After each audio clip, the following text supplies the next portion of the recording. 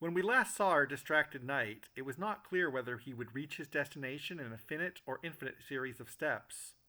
Will he be lost in limbo forever, or can math tell us whether he will reach his goal? One way to rephrase the problem and let us look at it in a different way is to realize the numbers we started with are arbitrary. He started with a 1/2 chance, but really the denominator can start at just about any number. He can start with a 1 in 10 chance, a 1 in 1,000 chance, a 1 in a million chance, or any arbitrarily large number we can imagine.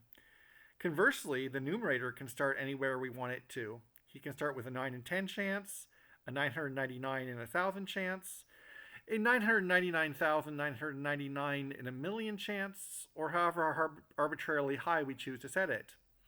And this calculation will probably change how we think of the problem. If he starts with a 999 out of a 1,000 chance, we might reasonably say we can expect him to get to the end of the walk without much trouble. Conversely, if he starts at 1 out of 1,000, we might imagine his chances decreasing and him taking an infinite amount of turns. Yet, both of these are finite chances, incrementing by finite amounts. Shouldn't the answer be the same for both of them? It may be a wishy-washy answer, but I believe the number of steps is both finite and infinite at the same time.